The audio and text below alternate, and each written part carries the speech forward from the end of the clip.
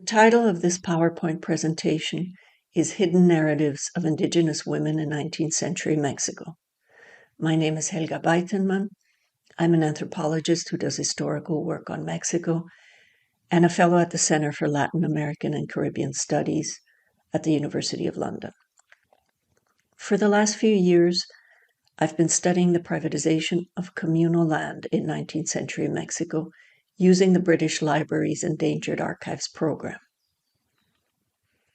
This slide is a screenshot of the collection called Los Libros de Hijuelas de Michoacán, or Michoacán's Deed Books, 40,000 digitized images from the Ministry of Government Archives. Historians have studied these documents for many decades. Early studies focused on how indigenous communities resisted the privatization of their lands. More recently, researchers have underscored class divisions within villages and found indigenous elites allied with outsiders, profiting from real estate transactions. But regardless of the storyline, what all these histories have in common is that they're all about men. And yet, when we look more carefully at the documents in this collection, it is remarkable how many involve women. This PowerPoint presentation is about discovering the hidden narratives of indigenous women in this archival collection. Communal land privatization in Michoacán unfolded in different stages between 1827 and 1910. It varied from village to village and involved the survey, partition, and distribution of different types of village land. Sometimes villagers agreed to survey the town site with the urban plots where villagers built their homes and kept small gardens, as we can see in this 1862 sketch from the village of Jesus del Monte with a church at the center, occupying 4 parcels. In some instances, villagers privatized agricultural land, which in most cases had already been distributed to families who considered them their property, with members passing them on over generations. Here we can see the parcels of San Lucas Huetamo surrounding the town site or Fundo Legal. At other times, villagers divided into parcels and privatized communal fields formerly used for herding and for collecting firewood and other forestry goods, as in the case of San Miguel Curahuango in 1909. I have found that when historians focus on a village or community as a whole, or on disputes between village factions, only men seem to be part of the narrative. For example, in this 1879 document from the village of Opopeo, 108 residents, all men, signed a letter to the governor objecting to the privatization of communal lands. They stated that if their property remained in common, villagers would always have what is necessary for their subsistence, since no one could sell their land. However, with land privatization, indigenous people would sell their parcels and be left destitute. As we can see in the slide, those who signed were all men speaking with one voice in name of the community. This changes when the focus is on individuals. To privatize communal land, villagers had to elect what government officials called a distribution commission of 3 men who would conduct a village census, survey the land, divide it into parcels, and distribute these to residents with rights. Many of the files in this archival collection are censuses of villagers entitled to land, and it is here that we begin to find women, sometimes by the hundreds. In Cualcomán, with most women's composite names starting with Maria, we can easily see the extent to which distribution commissions included women as land beneficiaries. In this 1885 census from Jerajuaro, women comprised 53% of all registered individuals. So what did it mean for one's name to appear in the census? Most historians conclude that overall, and for various reasons, the poorest villagers fared worse after land privatization. In 1903, for example, Eustacia Saucedo from Huetamo hired a scribe to write to the governor. In this letter, she told him that when she was a child, her mother received a land parcel, which she then pawned for 100 pesos to a neighbor. After she paid him back, the neighbor kept the land, paying her rent. However, when he died, his offspring sold her parcel with several others he was renting. In the second document on this slide, the governor's office responded that since the privatization process in Huetamo had not been formally completed, she could not make a claim until the government revisited what promised to be a long and complex process. Many impoverished women and men lost their land parcels in similar circumstances. And yet, figuring in the census granted individuals property rights, however small, which many fought for. So how did villagers fight for their rights? Michoacán's privatization laws were exceptional in that land beneficiaries had to be indigenous, or indigenous people. At one level, as geographer Eric Leonard points out in his recent work, the term meant native, someone born in the village. Many villagers proved that they were natives with baptism and birth certificates, like the ones on this slide. Others had to ask witnesses to testify on their behalf. Maria Guadalupe Moscote, for example, could not present her birth certificate because, as the parish priest confirmed, in 1865, during a raid on the village plaza, the church had been burnt down, and with it, the books recording baptisms. Therefore, she had to take 5 witnesses to the district judge who produced this long document. One of the witnesses was Cruz Martinez, an 81-year-old farmer who declared that he knew that Guadalupe's parents and father had belonged to the community's original families. It was difficult to prove who was a native and therefore had rights to appear in the census. Michoacán in the 19th century had high migration rates, and men and women often married or partnered with individuals from other villages. One way for distribution commission members to accept immigrants as community members with land rights was for them to prove they had provided free labor for civil tasks and religious festivities, a practice shared by villages throughout Mesoamerica.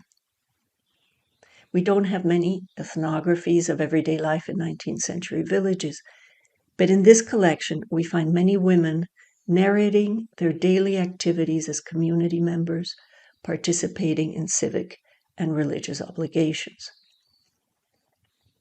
For example, in 1884, Ramona Silva denounced she had been left out of the Tacámbaro census. She took her complaint to the municipal president, who in this document certified she had fully proven with the testimony of 3 witnesses that despite not having been born in the village, she had provided community services for 35 years and therefore had always been considered a native during her husband's lifetime. As a widow, she continued rendering these same services. In Huetamo in 1872, Maria Dominga Fabián declared she had provided community services on many occasions. For over a month, while villagers restored the church, she had been a molendera, a woman who grinds corn for tortillas, usually starting at 4 a.m. And for 3 years, she had overseen the candle lighting. She was a candelera for one of the parish's virgins. So at one level, the term indígena meant native, either someone born in the village or an immigrant who fulfilled civic and religious responsibilities. But it also meant something else. It embodied the colonial category of indio or Indian, a Spanish crown construct deriving from a policy that divided the colony into 2 separate republics with different legal and property systems, one for Europeans and one for Indians. Early independence laws tried to abolish these hierarchies, and citizens of Mexico could no longer be classified in official documents according to race. So government officials often substituted the term Indian for indígena to avoid using the colonial term, even when it carried the same meaning. Both terms, indio and indígena, erase the many ethno-linguistic groups in Mexico. For example, in Michoacán, 4 of the main ethno-linguistic groups are Purépecha in brown, Mazahua in pink next to Otomí in red on the eastern border with the state of Mexico, and Nahua in purple along the Pacific coast. Women from all ethnicities understood that the laws emanating from the capital, Morelia, empowered those who could call themselves indígenas, and they mastered what historian Romana Falcón calls the art of the petition, the skill that ordinary people have, mostly unlettered, to address officials using the government's language. Women, like men, hired scribes, translators, and legal aids to communicate with authorities. So how did many women manage to participate in a land privatization program designed by successive liberal governments that were profoundly patriarchal and limiting of women's rights? Here's where Michoacán's particularities are important. Michoacán's legislature issued several important laws to regulate land privatization. They all favored indígenas over white or mestizo, mixed ancestry outsiders, who often had more financial resources. Some laws promoted the privatizations of everyone's existing shares, whether small or large, while others promoted some level of equality. The ruling that most shaped the privatization narratives found in these archives was the 1851 law. Historian Fernando Pérez Montesinos describes it as seeking to balance the existing material inequalities within communities, compensating the most vulnerable members at the expense of the most favored. Whether the privatization process was more or less egalitarian is a subject studied by many historians. What is important here is that this radical egalitarianism, at least in theory, included women. For example, Article 14 specified that all individuals in the community have rights to the distribution of land, whatever their age, sex, or marital status. The idea that indigenous women could have the same rights as men clashed with colonial and 19th-century civil laws that granted men paternal authority over offspring and spousal privileges over wives. A married woman could not manage her own property or engage in legal transactions without prior license from her husband. Seen this way, indígena women had more rights during the privatization process than non-indigenous women in Michoacán and elsewhere. We see this very clearly in some of the censuses. At first sight, the census from Jiquilpan is a list of nuclear families. The first family is headed by a man called Ignacio Vázquez, followed by what was probably his spouse and offspring. This was compatible with 19th-century civil laws in which men were heads of family. But in this census, we also find many women listed as heads of nuclear families, as we see in numbers 2, 7, and 8 magnified in this slide. These could be single women and their children, or indigenous women married to non-native men who did not have land rights. Another discrepancy between Michoacán's privatization laws and 19th-century civil codes was that during the privatization process, the civil laws potestad marital, the principle of a wife's legal subordination to her husband, did not apply. In the second census from Jiquilpan, we can see that women's civil or marital status did not matter. Number 1, Ramona Castañeda, age 50, was single. Number 2, Maria Ibarra, age 46, was married. And number 8, Maria Sacramenta Vivas, age 50, was widowed, and they all had land rights regardless of their marital status. In a 1989 journal article, scholar Kimberly Crenshaw used the term intersectionality for analyzing how a person's race, class, gender, and sexuality combine to create different forms of discrimination and privilege. The classic example of intersectionality is slavery in the United States, where slave men had few of the characteristics generally attributed to men. They were not property owners, they did not provide for the needs of the family, and they did not control the marital relationship. At the same time, slave women's position contrasted with the classical depictions of female subservience. They did not work less than men, nor were considered the weaker sex. Although Michoacán in the 19th century was not a slave society, the concept of intersectionality works well. Indígena women had more rights than non-Indigenous women regarding property rights, the right to participate in local decision-making, and the right to address government officials without the permission of a spouse, parent, or guardian. 19th century liberal conceptions of citizenship were based on the idea that a woman's place was in the private domestic sphere. And yet in this archival collection, we find hundreds of Indigenous women participating in public life. As we saw, Indigenous women wrote letters to government officials, demanding land parcels or urban plots, but they also sought out state government officials to resolve family disputes. In one case, widow Severiana Mercado from San Andrés Cirándaro went to the governor's office in the capital, Morelia, to seek justice. She had inherited from her late husband a land parcel, but had given his will to her daughter for safekeeping. The daughter refused to return it and used it to register in the census. Maria Salud González from Capula argued that during her absence, her uncle appropriated a land parcel that belonged to her as community member. Upon his death, her uncle gifted the land to one of his daughters, who took it to the district prefecture, where officials granted her a deed.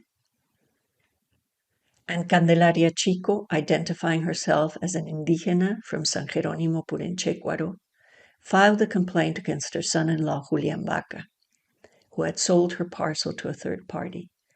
The governor's office ordered the Morelia prefect to reprimand Julián Vaca and to inform him that if he believed to have rights to this property, he should take his claim to a judge. As we can see in this document issued by the governor's office, there were so many intra-family conflicts that state officials had blueprints to issue rulings resembling court sentences.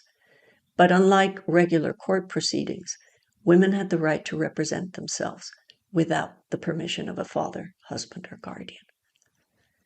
And so when we look at this archival collection through a gendered lens, we find that hundreds of women sent letters or personally went to the government authorities to demand their rights without being accountable to a male family member. One fascinating finding is that rural women's participation in public life varied depending on the topic. Women were less present in elections for distribution commission members. This was probably a reflection of voting rights in general, given that Republican citizenship rights in 19th century Mexico, as elsewhere, were exclusively for men. And yet, in this archival collection, we find something amazing. In Chiquimitillo in 1902, 25% of villagers who elected distribution commission members were women. Women and men gathered in community spaces, often the village school, and voted for representatives who would have enormous power over the village's privatization process, including granting and denying rights to individuals and families. In this slide, we see that the municipal police oversaw the election process. So here we find women participating in a local election, supervised by municipal authorities, almost half a century before women in Mexico could vote in municipal elections. This is one of the most impressive findings. What is less striking at first sight but becomes more significant as the narratives tell a similar story is the taken for granted patriarchal structures of inequality. One of the most interesting aspects of these Indigenous women's narratives is the story of abandoned female spouses or partners and their children. the phenomenon of concubinage, males with several female partners simultaneously, and the so-called illegitimate offspring. Here is where the old feminist refrain, "the personal is political," is so meaningful. The term became popular following the publication in 1970 of an essay by Carol Hainish, who argued that personal experiences are the result of social structures of inequality. Interestingly, many personal narratives in this collection are examples of 19th-century liberal patriarchal privilege, eclipsing Michoacan's more gender egalitarian laws. For instance, in 1869, Maria Dolores Saucedo from Tacámbaro complained to the governor in Morelia that the Distribution Commission had refused to include her and her 3 children in the census. She had asked several village elders to testify that her father had been an indígena, granting her rights to village lands, even if her mother was not a native. The Census Commission clarified that they had not listed her or her children because her parents had not been legally married. Her father, now deceased, had been a native, but he had abandoned her mother and married another woman, this time registering his marriage at the parish. Therefore, since Michoacán's land privatization laws privileged marriage and legitimacy following civil law, the children from this second marriage had rights to the father's parcel. Similarly, Rafaela González of Capula traveled to the governor's office in Morelia to denounce Maria Josefa Ayala for misappropriating the land of the late José Delgado. She explained that Ayala was not the only person with a right to Delgado's land. He had been married 4 times, but since Ayala was in possession of the land, the commission listed her as his beneficiary, leaving the other 3 women and their offspring without rights to privatized land. Interestingly, the widespread practice of multiple partnerships, whether serial or simultaneous, which disempowered so many women and children, were such pressing everyday problems for villagers throughout Mexico that during the 1910-1920 revolution, 2 of the main revolutionary factions proposed reforming the laws regulating the supposed illegitimacy of unmarried spouses and offspring. So looking at archival documents through a gendered lens means not only finding women in the histories that have previously omitted them, but also revealing how personal narratives point to broader structures of power, which in this case were remnants of colonialism and shaped by patriarchal privilege inscribed in 19th century liberal laws. Thank you.